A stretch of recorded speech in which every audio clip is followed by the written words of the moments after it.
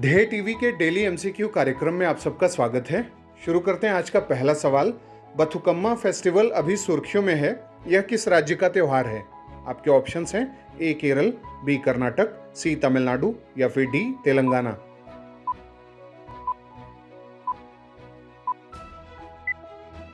इसका उत्तर है डी। व्याख्या देखते हैं। बथुकम्मा, जिसे कई जगहों पर बतुकम्मा भी लिखा हुआ पाया जाता है, यह लोक पर्व तेलंगाना में राजकीय त्योहार का दर्जा प्राप्त है और अभी सुर्खियों में है। यह शारदीय नवरात्र के समय में ही मनाया जाता है। बतुकम्मा को तेलंगाना का सबसे प्राचीन लोक पर्व माना जाता है।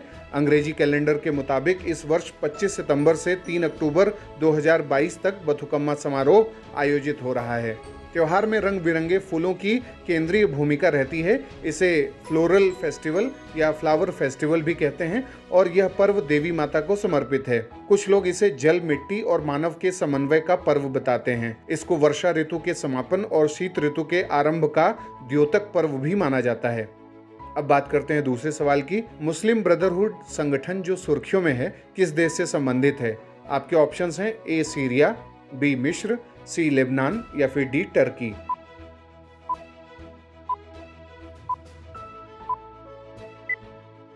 इसका उत्तर है बी। व्याख्या देखते हैं।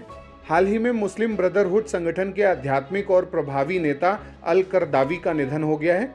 मुस्लिम ब्रदरहुड मिस्र का यानी इजिप्ट का सबसे पुराना और सबसे बड़ा इस्लामिक संगठन है। इसे इख्वान अल मुसलमीन के नाम से भी जाना जाता है। इसकी स्थापना 1928 में हसन अल बन्ना ने की थी। स्थापना के बाद इस संगठन ने पूरे संसार में इस्लामी आंदोलनों को काफ़ी प्रभावित किया और मध्य पूर्व के कई देशों में इसके सदस्य हैं। शुरुआती दौर में इस आंदोलन का मकसद इस्लाम के नैतिक मूल्यों और अच्छे कामों का प्रचार प्रसार करना था, लेकिन जल्दी ही मुस्लिम ब्रदरहुड राजनीति और आतंकी गतिविधियों में शामिल हो गया और इस पर कई खाड़ी देश आरोप भी लगाने लगे कि ये टेरर एक्टिविटीज़ को बढ़ावा देता है।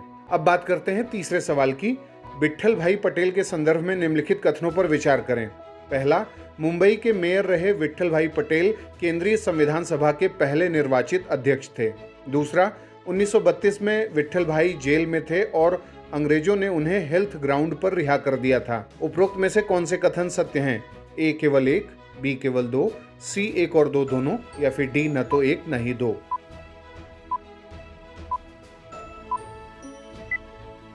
इसका उत्तर है सी। व्याख्या देखते हैं। दोनों ही कथन विट्ठल भाई पटेल के संबंध में सही हैं। आज ही के दिन 27 सितंबर को 1873 में सरदार वल्लभ भाई पटेल के बड़े भाई विट्ठल भाई पटेल का जन्म गुजरात के नाडियाड में हुआ था। विट्ठल भाई भी अपने समय के बड़े नेता थे। सियासत में उनका बड़ा कद था, लेकिन अपने मशहूर भाई सरदार पटेल से उनकी कभी नहीं बनी। दोनों भाइयों के रिश्ते अच्छे नहीं थे। उनके संबंधों में लंबे समय तक कड़वाहट रही। बाद में ये तब भी देखने को मिली जब बड़े भाई ने अपनी वसीयत में वल्लभ भाई के नाम तो कुछ भी नहीं किया, लेकिन अपनी 1/3 संपत्ति सुभाष चंद्र बोस के नाम कर गए थे। अब बात करते हैं चौथे सवाल की। नेशनल इंस्टीट्यूट ऑफ वायरोलॉजी निम्नलिखित में से कहाँ स्थित है? आपके ऑप्शंस हैं ए सूरत, बी भोपाल, सी नई दिल्ली या फिर डी पुणे।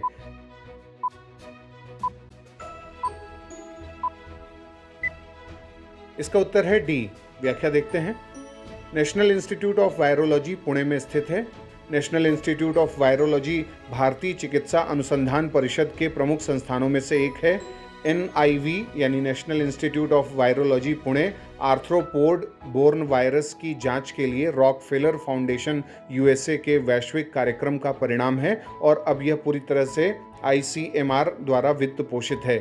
इस संस्थान को 1967 में विश्व स्वास्थ्य संगठन की सहयोगी प्रयोगशालाओं में से एक के रूप में नामित किया गया था और इसने 1969 से अरबो वायरस अध्ययन के लिए दक्षिण पूर्वी एशिया के संदर्भ में WHO के क्षेत्रीय केंद्र के रूप में कार्य करना शुरू कर दिया था। अब बात करते हैं आज के पांचवें और अंतिम सवाल की। इब्सा का गठन किस वर्ष हुआ था? आपके ऑप्शंस हैं ए 2003, बी 2005, सी 2008 या फिर डी 2011।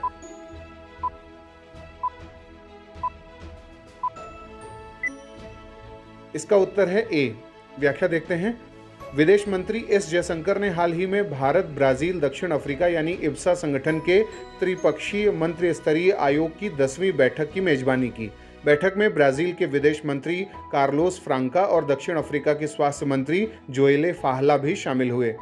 तीनों देशों के नेताओं ने इस बात पर भी जोर दिया कि संयुक्त राष्ट्र प्रणाली का व्यापक सुधार एक महत्वपूर्ण अंतर्राष्ट्रीय विषय बना हुआ है, लेकिन अंतर्राष्ट्रीय शांति और सुरक्षा को बनाए रखने के साथ सुरक्षा परिषद के सुधार को आगे बढ़ाना एक अनिवार्य और शीर्ष प्राथमिकता बन गई है। तीनों देशों के मंत्रियों ने सुरक्षा परिषद की सदस्यता के विस्तार के लिए काम करने की अपनी प्रतिबद्धता को दोहराया।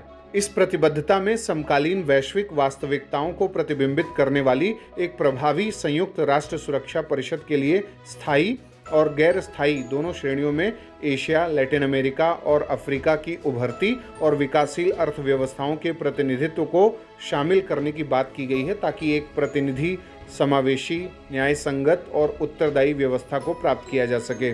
गौरतलब है कि G8 शिखर सम्मेलन के दौरान 2 जून 2003 को एवियन में भारत के तत्कालीन प्रधानमंत्री और ब्राज़ील के तत्कालीन राष्ट्रपति और दक्षिण अफ्रीका के तत्कालीन राष्ट्रपति के बीच बैठक में इब्सा की स्थापना पर विचार विमर्श हुआ था। और जब इन तीनों देशों के विदेश मंत्रियों की 6 जून 2003 को ब्रासीलिया में बैठक हुई थी, तब इस समूह को औपचारिक रूप दिया गया और इसका नाम इब्सा वार्ता मंच रखा गया और ब्रासीलिया घोषणा जारी की गई थी।